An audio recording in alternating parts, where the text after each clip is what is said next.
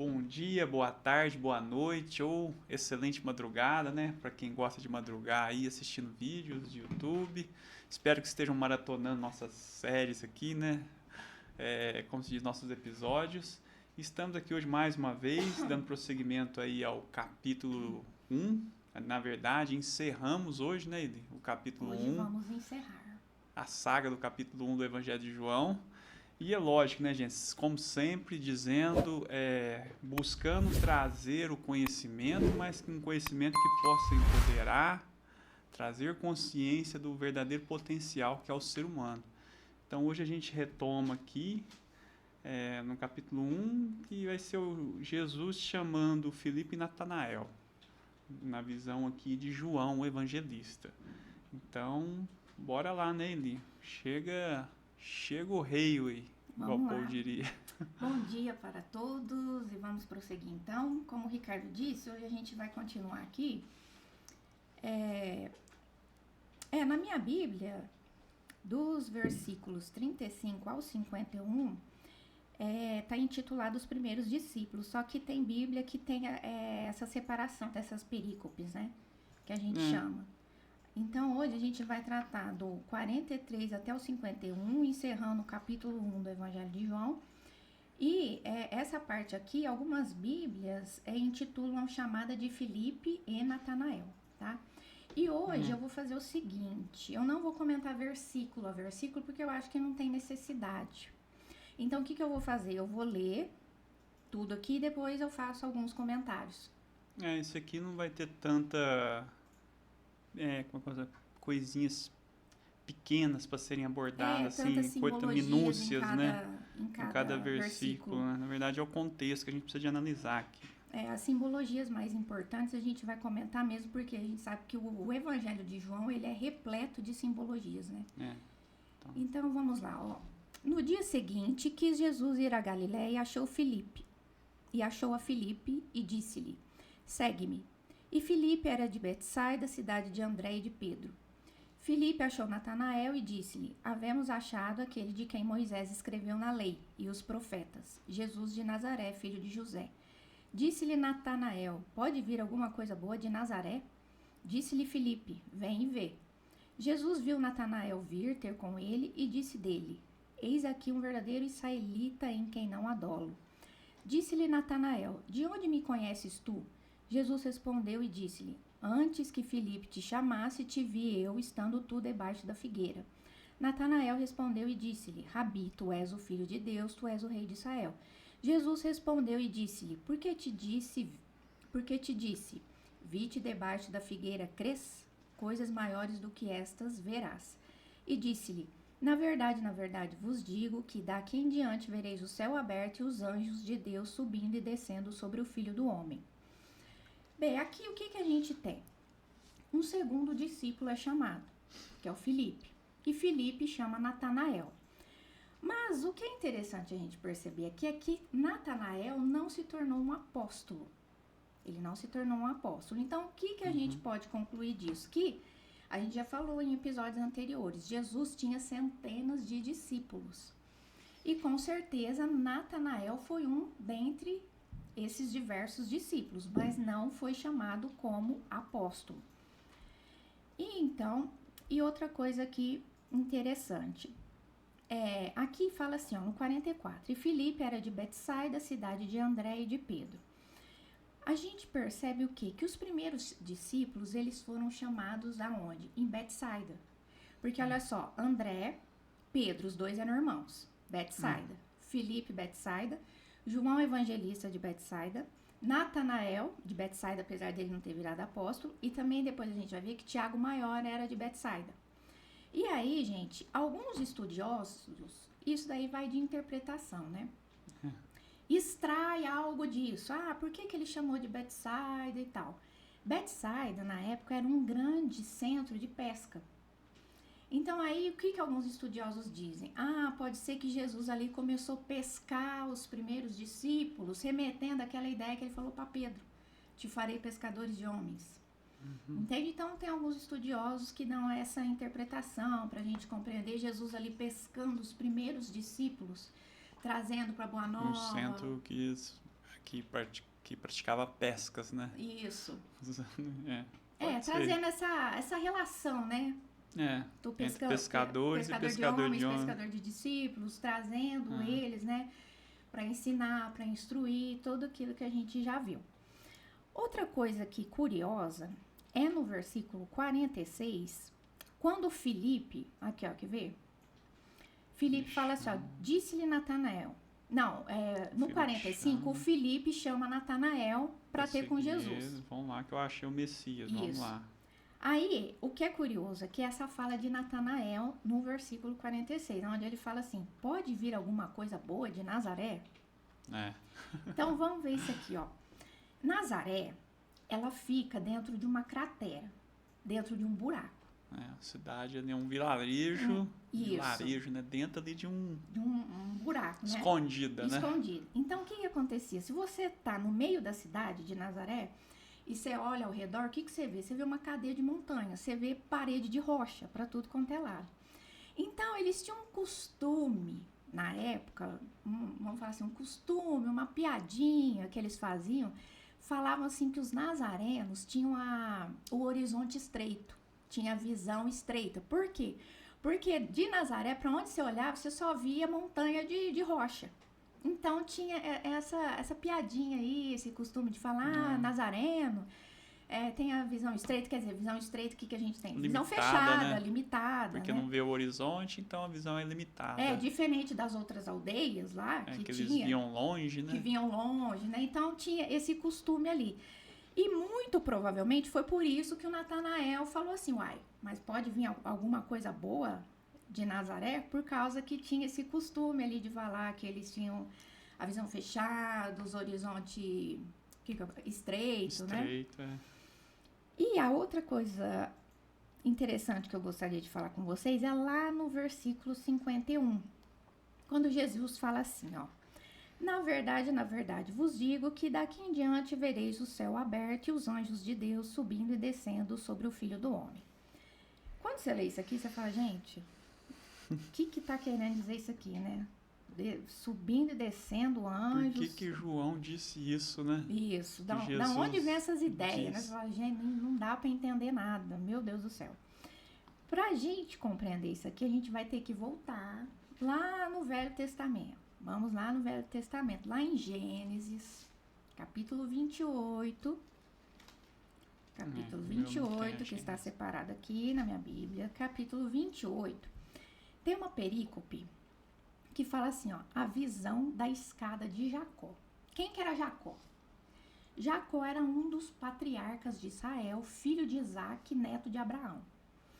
E aqui vai relatar essa visão da escada de Jacó. É um sonho que o Jacó teve, lá no versículo 12, que eu vou ler. Só que eu vou começar a ler do 10 ao 12 para contextualizar o que está acontecendo aqui. Ó, fala assim, ó. Partiu, pois, Jacó de Berseba e foi a Harã. E chegou a um lugar onde passou a noite, porque já o sol era posto. E tomou uma das pedras daquele lugar e a pôs por seu travesseiro e deitou-se naquele lugar. E sonhou. E eis uma escada posta na terra, cujo topo tocava nos céus. E eis que os anjos de Deus subiam e desciam por ela. Então, olha só. Jacó teve um sonho que tinha uma escada que ligava a terra aos céus. Vamos voltar lá em João. Vou ler de novo aqui, ó. Na verdade, vos digo que daqui em diante vereis o céu aberto e os anjos de Deus subindo e descendo sobre o Filho do Homem. Olha a semelhança. Só que aqui ele não fala escada. Ele fala que os anjos de Deus subindo e descendo sobre o Filho do Homem. O que Jesus está dizendo? Que ele é a escada. Ele é a escada. Agora vamos aqui, de tudo que a gente já vem estudando. Por que ele fala que ele é a escada? Porque ele é o guia e modelo que veio fazer o que aqui na Terra? Instruir, dar a receita de como você sai da Terra e vai para o céu. Vamos mais além, na Terra hoje. Vamos aqui olhar a nossa volta, onde a gente vive, que não está muito diferente da época, não. Com o que a gente convive? Violência, pobreza, escassez, inveja, orgulho, raiva, aí vai. Você pode ir despejando aí. Então, a gente já tá careca de saber, não precisa ficar falando. E o que seria o céu pra gente? O que seria o céu? Abundância, sossego. Quando eu falo sossego, gente, entenda como harmonia, tá? Paz. Não é Harmonia, ficar paz, sentado no sofazão, comendo, engordando, vendo Netflix. Não, não é isso. É harmonia, é paz, é abundância, é bem-aventurança. Então, ó, vamos pensar. O Ricardo vai dar continuidade no meu raciocínio aqui. Mas, para você sair daqui, da terra, para ir para cá, você tem que fazer algum movimento. Que o João Batista, lá no Rio Jordão, quando ele mergulhava as pessoas, ele já deu a dica. Que pra gente... Deixou bem explícito, né? Deixou bem explícito. O que ele falava? Arrependei-vos. Mas isso foi o que foi traduzido pra gente. Que ele falava o quê? Metanoia. Metanoia, mudança de mentalidade. Mudança de mentalidade. Que é bem mais profundo, né? É bem mais profundo. Não, e outra coisa, gente, tudo que você pega pra ler, você pega aí no Instagram lá, pensamento do dia. Gente, o que é pensamento do dia? Mude seu pensamento. O que é você mudar seu pensamento? É mudar a sua mentalidade. A gente já falou isso aqui. Você vai no psicólogo, o psicólogo vai te ajudar a quê? A mudar a sua mentalidade. Você lê um livro de autoajuda, você vai num coach, você vai para quê? A sua mentalidade. E o que mais temos, Ricardo? Interessante. Bom, vamos trazer então para nossa rotina, que tenta trazer algumas nuances aqui dessa parte para nossa rotina. Enfim, vamos lá. Eu quero abordar então. Você já está falando da escada, então vamos continuar então da escada que. Ou se você quiser fazer outras observações que às vezes eu esqueci de fazer aqui. Vamos lá então. Eu queria falar primeiro então sobre Natanael, para trazer para o nosso dia atual, para a gente entender o quanto o comportamento das pessoas naquela época se assemelham ao nosso, para a gente entender como que a gente tem agido, como eles agiam também diante de um mestre. Não é qualquer um. Então, a gente percebe o que quando você está diante de uma pessoa iluminada, uma pessoa assim que tem uma envergadura moral grande, vamos dizer assim, a gente sente o impacto, a gente sente a energia da pessoa. Então, não é qualquer um que chega para você e fala assim, ó, vem comigo. Na verdade, antes do convite de Natanael, né, Filipe fala, vamos lá conhecer o cara lá que é o Messias. Aí ele fala, mas pode vir alguém interessante de lá, né? Então aqui a gente já percebe um certo preconceito. Uma resistência. Uma resistência, um preconceito, falando assim, mas não deve ser grande coisa, nada. Por quê? Porque vem de uma cidadezinha ali que ninguém é grande coisa, então não vai vir coisa boa de lá. Normalmente, o que isso nos remete? Vamos trazer para nossa rotina. Quantas vezes existem pessoas de valor próximo a gente e às vezes alguém está até te falando, aquela pessoa ali é uma pessoa boa, interessante, ela conhece, conversa com ela e a gente não dá bola por preconceitos. Isso aí é um preconceito que ele tinha, né? Então, pessoa ali limitada naquela cidadezinha que não tem nada de bom, não vai ser alguém interessante.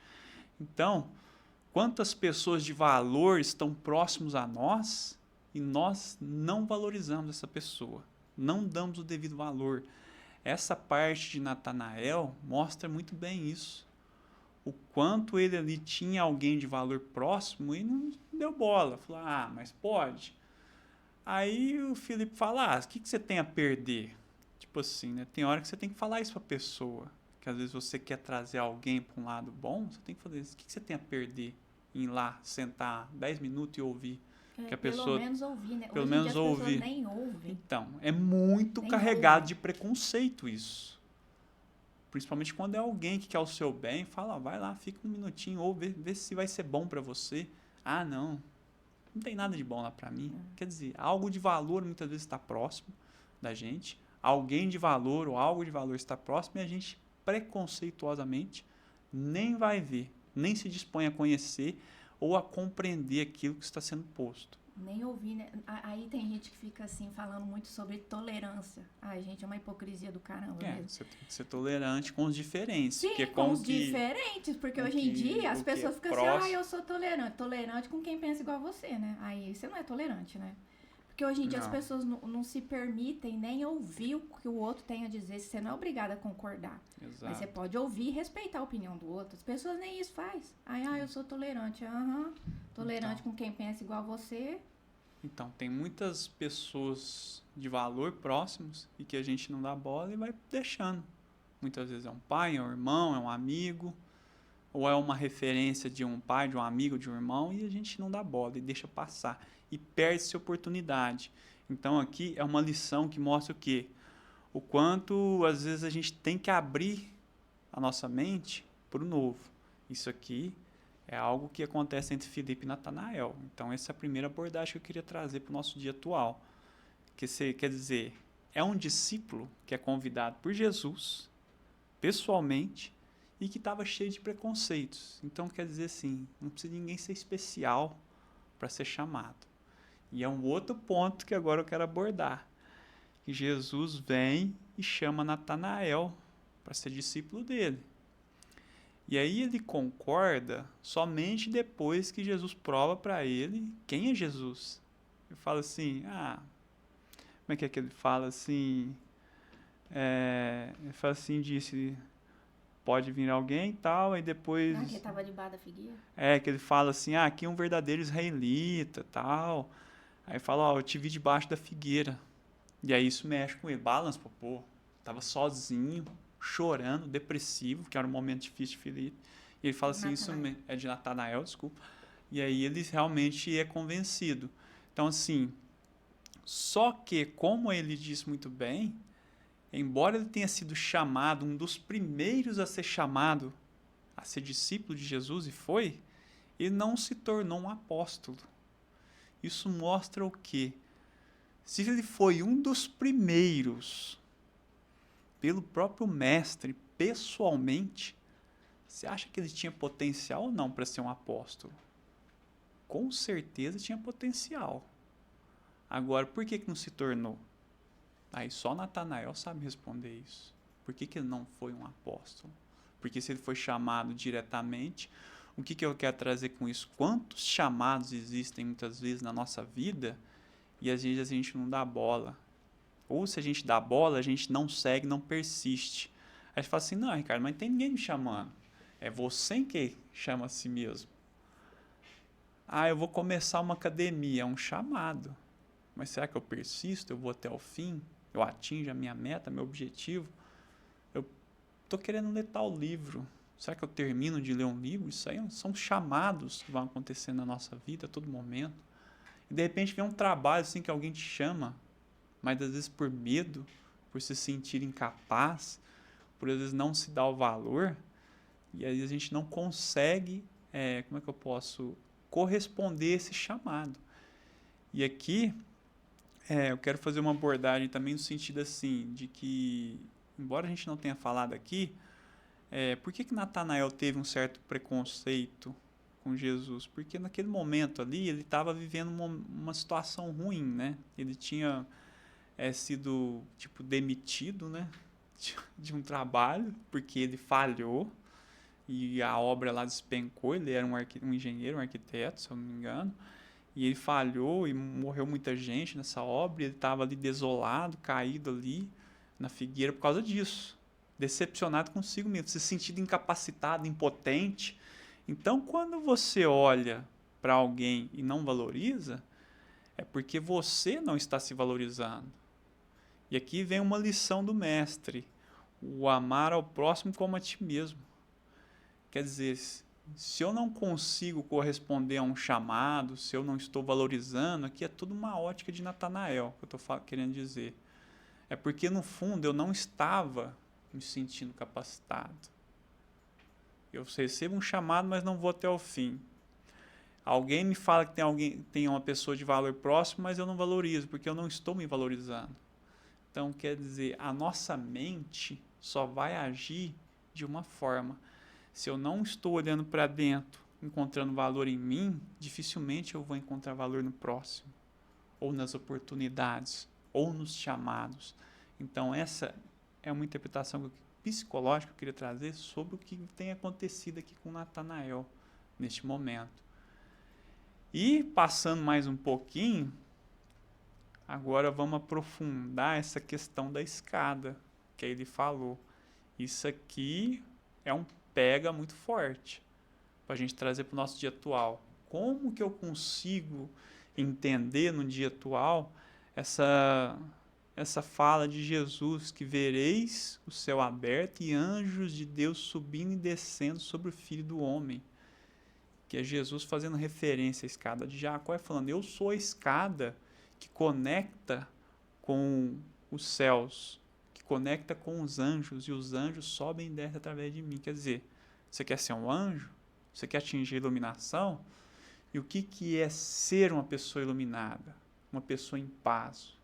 Que é isso que Jesus está falando. Você vai atingir a iluminação, você vai se tornar um anjo, você vai ser, se você me seguir, se você me usar como caminho, porque ele fala, eu sou o caminho, a verdade e a vida.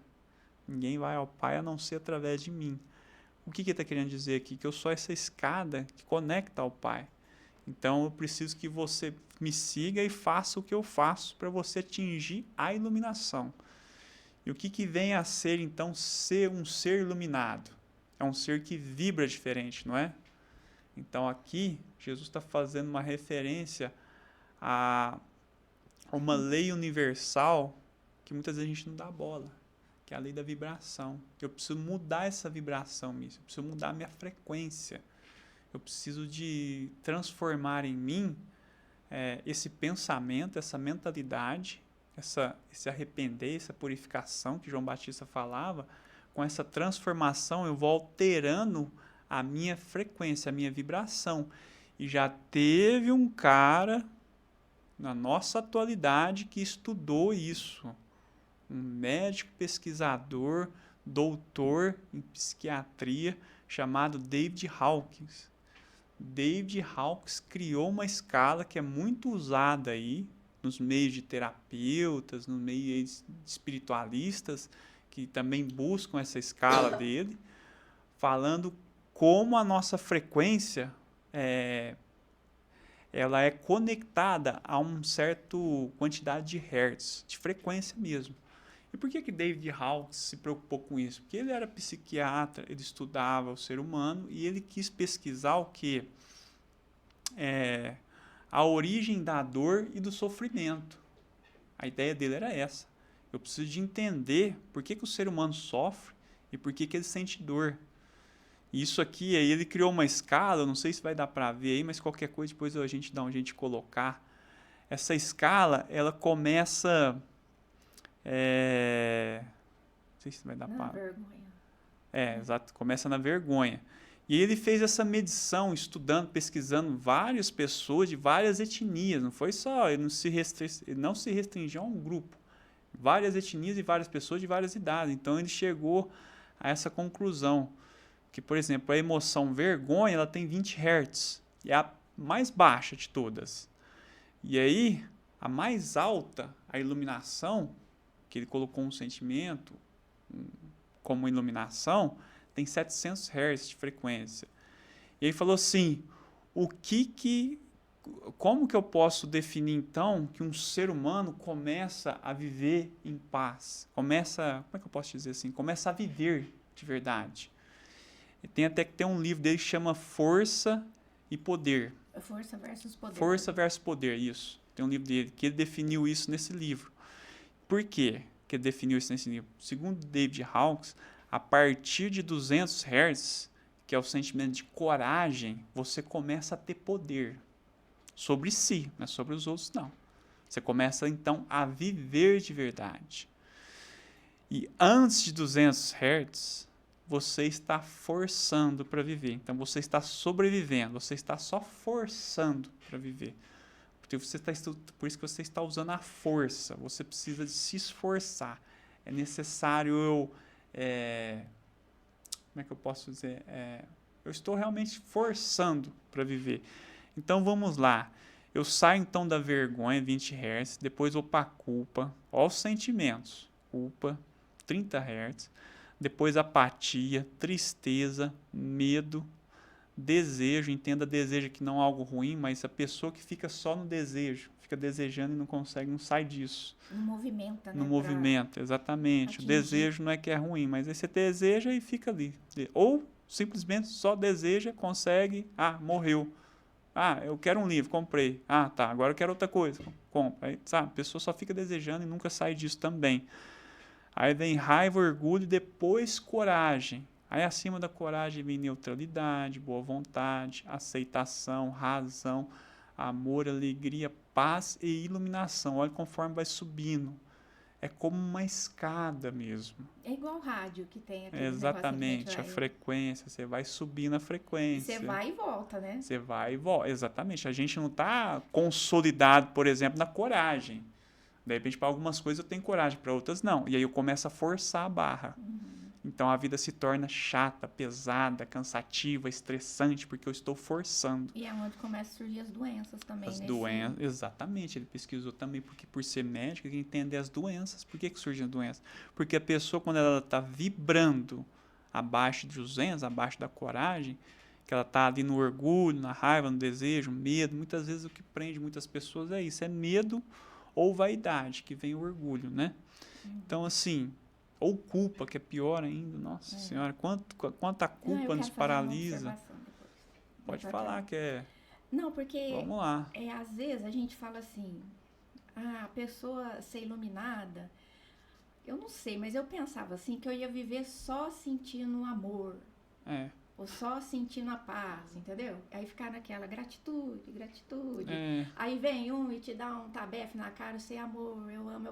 Não, Gente, não é isso. Por causa que os outros sentimentos, a raiva, isso faz parte do ser humano. Não vai, então não vai tem deixar como de existir. extinguir a raiva. Não, eu nunca mais vou sentir raiva na minha vida. Eu nunca mais vou sentir medo. Não, você vai sentir. Por quê? Porque isso faz parte do ser humano. Porque às vezes a gente fala assim, a pessoa iluminada, que nem às vezes você pensa em Jesus, que parece muito aquela imagem angelical, né? Parece que ele falava baixinho, meu irmãozinho, né? Parece. Eu não sei, eu tinha essa imagem assim, daquela coisinha falando fininho, né? Não, gente.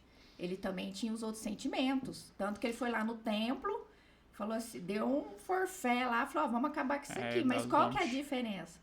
Ele sente no momento que ele precisa. Ele precisa da raiva daquele momento. Usou a raiva, acabou. Não fica preso a ela. Ele não fica preso a ela. Então, qual que é o problema nosso? É que a pessoa vive na raiva. Vive na mágoa. Ou se prende a ela. Vive na culpa, exatamente. Aí que começa a doença. Esse é o problema. Começa...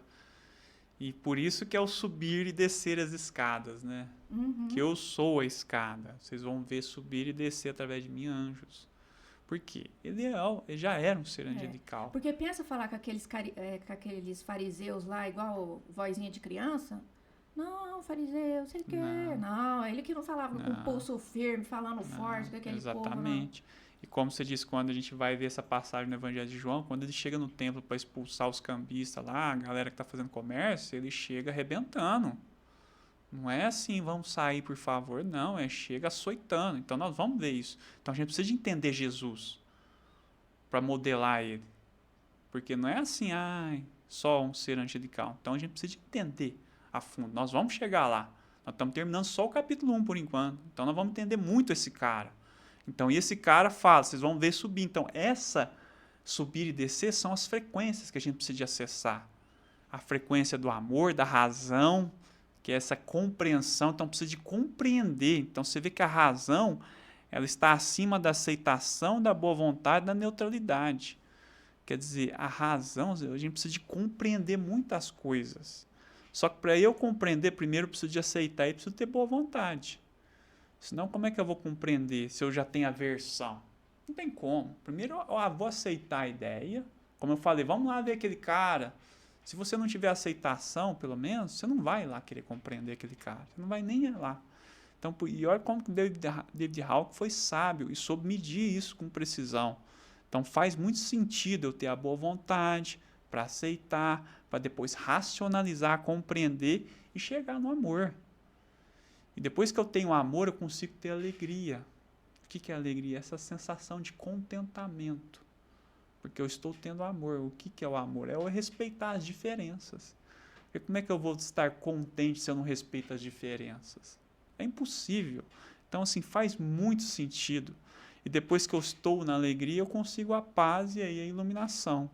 Então, assim, faz muito sentido essa escala e faz muito sentido a gente encaixar essa escala na escada de Jesus. Porque a gente, para atingir a iluminação, a gente tem que ter essa transformação de mentalidade, que a gente já falou que João Batista foi muito incisivo nisso.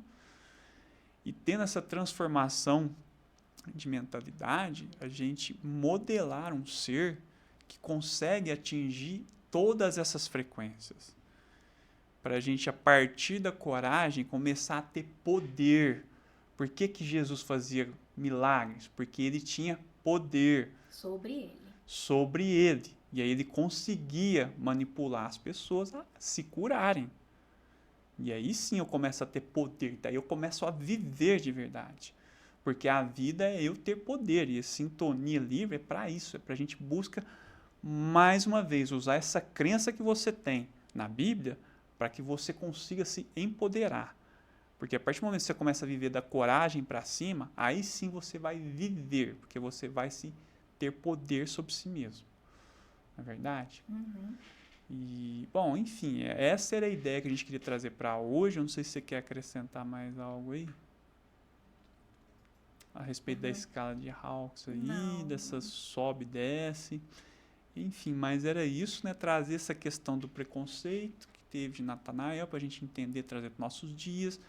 Sobre o chamado que muitas vezes a gente vem aí, acontece, um próprio chamado nosso, da nossa intuição, da nossa mente lá batendo, martelando, piscando a consciência. Sabe quando a consciência está marretando, falando faz isso, e você não faz? É seu chamado ali, você não faz? Você está deixando de lado algo que está sendo para você. Você está se chamando, você está se convidando a algo. De repente não é alguém de fora, já é a gente mesmo. Não, é que eu lembrei de uma coisa para falar. Pode falar, chega aí. É porque assim, como que a gente faz para sair de uma vibração, vamos supor, bem lembrado. Boa pergunta. do medo e ir para coragem? Porque tem uma outra lei, gente, que chama o medo tá o lá princípio embaixo da polaridade. É uma lei universal. E o que acontece nessa lei? Você não tem como transformar o medo em amor. Mas você tem que ir no oposto dele, que é o quê? A coragem.